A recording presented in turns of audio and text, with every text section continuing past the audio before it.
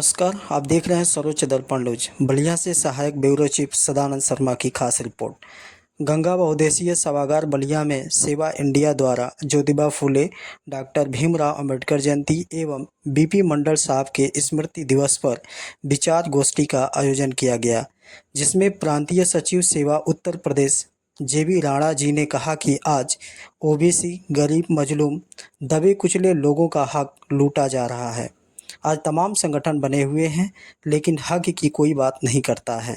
सेवा ही एक ऐसा प्लेटफॉर्म है जहां इनके हक की बात करता है, जिसमें डॉक्टर लक्ष्मण यादव, लेखक एवं सामाजिक चिंतक, डॉक्टर बीसी यादव, राष्ट्रीय संगठन प्रमुख सेवा, डॉक्टर पीएन सिंह, प्रांतीय अध्यक्ष, राधेश्याम गुप्ता, प्रांतीय सचिव, doctor Vimal Kumar, assistant professor, Kunwar Singh PG college Ballia, अध्यक्ष राजनारायण यादव, जिला प्रभारी बलिया राजदेव यादव, जिला संरक्षक रामाशंकर यादव एवं डॉक्टर कृष्णमोहन यादव, ब्रिजमोहन प्रजापति, शिवजनम यादव, अनिल यादव, नरेंद्र यादव, सुनील वर्मा आदि सैकड़ों की संख्या में लोग उपस्थित रहे।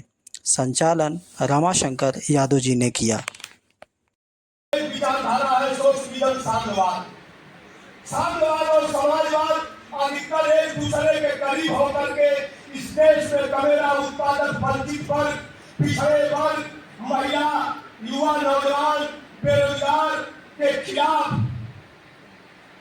उनकी बेहतरी के लिए, उनके जीवन स्तर को ऊंचा उठाने के लिए संघर्ष करता रहा। लेकिन पूंजीवाद हमेशा समाजवाद और साम्यवाद के खिलाफ अपनी पूंजी के बल पर अपने क्रूर पंजे को बढ़ाते हुए अपनी पूंजी को दूना से चौगुना, कई हजार गुना करने के लिए पूरे देश और पूरे विश्व पर काबिज होता रहा है।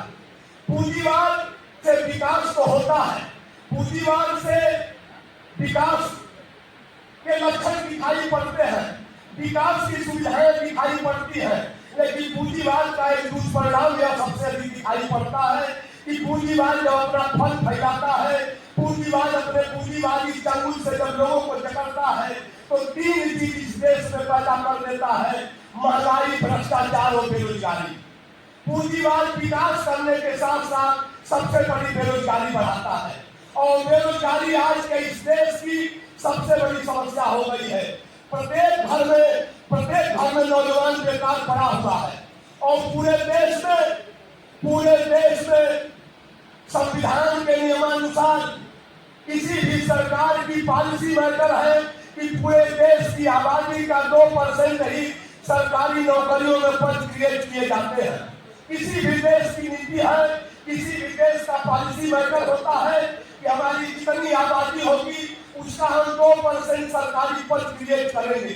इस हिसाब से हमारे देश में केवल 2 करोड़ सरकारी नौकरियां हैं, और वो 2 करोड़ सरकारी नौकरियों में स्टेट गवर्नमेंट और सेंट्रल गवर्नमेंट के सेक्टर में आने वाली नौकरियां हैं। और पूरे देश में प्रत्येक वर्ष 8 करोड़ स्नातक बेरोजगार तैयार होता है। जरा आप सोचिए, 2 करोड़ नौकरियों में 8 करोड़ बेरोजगार पैदा हो रहा है, तो 2 करोड़ में उसको कहां से अवसर मिल पाएगा? इस देश की सबसे अधिक आबादी, अभी बिहार में आर्थिक सर्वे हुआ है, उस आर्थिक सर्वे के अनुसार अगर पूरे देश में आर्थिक सर्वे करा दिया जाए तो पूरे देश में सबसे अधिक आबादी ओबीसी की, अगर बैकवर्ड क्लास की है। पूरे देश में ओबीसी की आबादी 60 से 65% के अंतर्गत हो गई है। इस देश में यदि सबसे अधिक आबादी ओबीसी की है तो सबसे अधिक बेरोजगारी भी ओबीसी के अंतर्गत है। यदि इस देश में सबसे अधिक आबादी ओबीसी की है तो सबसे अधिक भूखमरी भी ओबीसी के अंतर्गत आती है। इस देश में अगर सबसे अधिक आबादी ओबीसी की है तो भ्रष्टाचार के दंश झेलने वाला वह समाज भी सबसे अधिक ओबीसी है।